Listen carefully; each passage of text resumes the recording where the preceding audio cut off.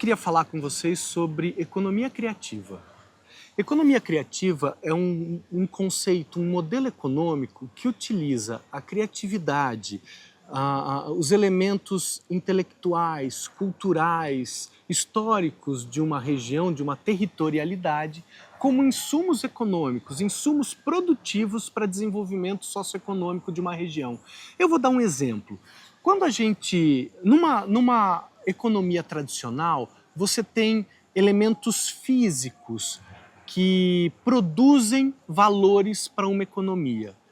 No caso da economia criativa, esses elementos, esses insumos produtivos, eles são imateriais, são elementos da cultura do lugar, são elementos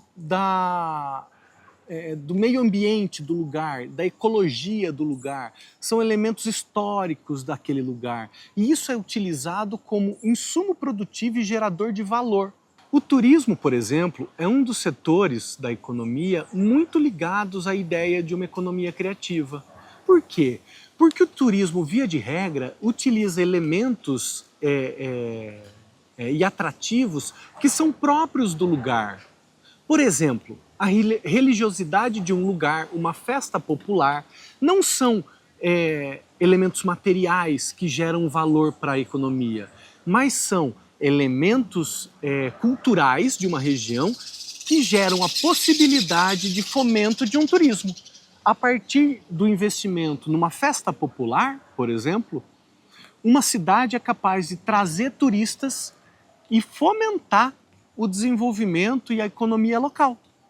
No momento que você tem uma grande festa popular, você tem turistas vindo de fora, se hospedando nos hotéis, comendo nos restaurantes, comprando lembrancinhas e souvenirs de produtores locais, consumindo nos mercados, nos diferentes mercados locais, fazendo fomentar a economia local. Por que isso é importante? Por que isso é estratégico para um município? Porque o investimento tende a, naquela ideia, naquele elemento cultural, esse investimento é baixo. Por quê? Porque são elementos que já existem. São elementos que já estão presentes na cultura daquele local. Então, eu dei o exemplo da festa popular, mas, por exemplo, as tradições religiosas também. Por exemplo, a música, uma música sertaneja, por exemplo, já que a gente está no interior e está discutindo desenvolvimento local, a música sertaneja e a tradição sertaneja na região de Botucatu, por exemplo, é bastante presente. Um festival de música sertaneja, por exemplo, é um dos elementos que a gente pode identificar como compondo uma economia criativa. Mas não é só isso. Existem outros elementos como o ecoturismo, que seria possível de entrar num campo da economia criativa, mas também a produção cultural de vídeos, a produção cultural musical, a produção cultural teatral e assim por diante.